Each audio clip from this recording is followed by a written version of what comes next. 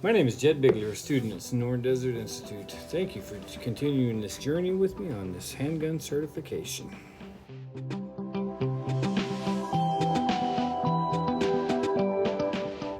Good evening, Jedediah Bigler here.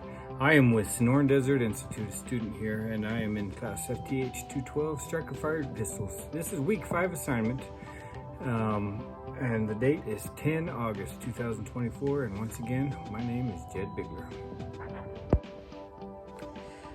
So this is week 5, going back over the last 4 weeks and reflecting on what we've learned and everything, and you've asked me to talk about 10 things. So the first thing is knowing the difference in a striker and a firing pin, and the internal parts to that, what makes a striker and what makes it a firing pin. Number 2 is learning the cycle of operations for this gun, or the striker specifically, compared to, say, a revolver or a hammer fired gun, or even a rifle or shotgun. Number 3, really the importance of a trigger safety. You know, do guns need safeties? Yes, most guns, all guns should have some sort of safety. There are some guns that don't. Number 4, I did find very interesting, was the difference in a trigger pull and a trigger fill. The trigger pull in itself is really how heavy do you have to pull that trigger back, and then the trigger fill is can you feel if there's friction? Can you feel, is it a smooth transition from firing, pulling the trigger all the way to the striker going forward? Are there bumpy areas? Are there areas that you can smooth out? And the difference in knowing that what is trigger pull, if it takes 8 pounds to pull it, but does it take 10 because it's rough, or does it take 8 because it's smooth? Are the springs set for the pull, and then is everything polished up for the trigger fill? Number 5, I already discussed the trigger safety, but I wanted to talk about the firing, or the striker safety, and the sear safety, or basically the drop safety. And then number 6, we learned about stippling, which is kind of like rifling for rifles with wooden hand frames. But stippling is restructuring the hand grips, or the polymer 80 or plastic, or whatever you want to call it. Putting a different face to it, putting a different feeling to it, taking something and taking your own design into it. Number 7, it's more than just you taught me more than just a field strip. Can I take the barrel, can I take the slide off, can I take the barrel off, or can I take it all the way down to each component and fix it if need be? And that's one thing that we did learn, is how do we take this gun apart, how do we put it back together? Number 8 is how it all works, the cycle of operations, the internal parts throughout the cycle of operations, from pulling the trigger to the striker going forward and the bullet actually moving out the barrel. How does that all work? How does it all play together? Number 9, I already talked about it, just the trigger cleanup through the trigger feel. How we learned how to polish, how to clean up the trigger pull and everything, to where you're not replacing springs, but you're polishing all the metal parts that come with friction and everything, to make everything run smooth. And number 10, just the fact that this is a clone from another gun, and it's really interesting how, if you learned this gun, how many other guns can you do based off this model? This one was based off the G19 from Glock. How many other guns were based off of the G19? So just learning one particular striker fired gun could teach you multiple different guns. So that's that.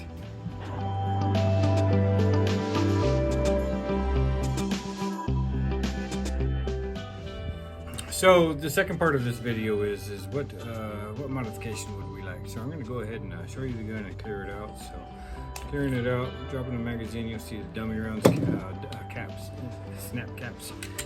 And then taking that out, taking the snap cap out, not a live ammunition, clearing it out and everything. And then just for purposes of this class, of this course, there is no live ammunition anywhere in this work center. So we're going to identify a modification that I'd like to make to this, and honestly, it's a new trigger. So The thing that I would like to do is I would like to go ahead and replace this trigger right here with a different one, with an actual Wheaton Arms Elite Pro Carry trigger assembly.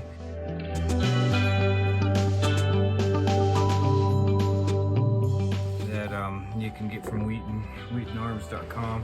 What it is it's a trigger bar, so we'll go ahead and decide. We would be replacing, replacing the trigger in itself, the trigger bar, all the way up in here to the point in here where it connects to the sear and everything. So we would take that out, replace it, and it comes in a package, and I'll show you a picture.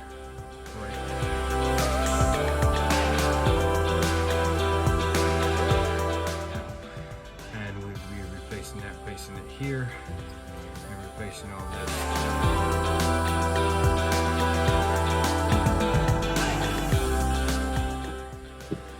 So the question is after I do all this trigger and everything, how much is that going to cost? Well, obviously it's going to cost the price of the trigger in itself. If I buy it, I'm going to put a little bit of an up price to it. If the customer comes in with it, I will first verify that it's exactly what they say it is. It's not just something that they made, unless they are the actual company that makes it, but doubtful. But you know, this one is going to cost 130 bucks. And I'd probably charge 150 bucks just for the shipping and handling, and put a little bit in there, because it wouldn't make sense to just sell something that costs me anything unless I can get it at a discounted rate. But and then as far as what my charges would be, or my labor and everything is I charge $60 an hour. That's $1 a minute. So if I do 30 minutes worth of work, then it'd be $30. You know. You have to be realistic. You know, are people going to want to spend hundreds of dollars doing these things? Maybe not, doubtful. But they can do themselves. But if they want to fall back on a gunsmith that is certified and everything, they need to pay the price. So I don't think that $60 an hour is way over. I think it's median. The amount of stress, the amount of legal liability that we have by doing this, it really, it's a fine-tuning thing. So I think $60 an hour is what I'd charge. So I would charge a total of about $200, rough it out and everything. So I know that doesn't add up and everything, but a $200 job is not far-fetched. So they get the liability that if something happens to it, that it can fall back on me, but I also get the liability, you know, have the liability or the option to sue the company itself. So it's just where do you draw the line? So that's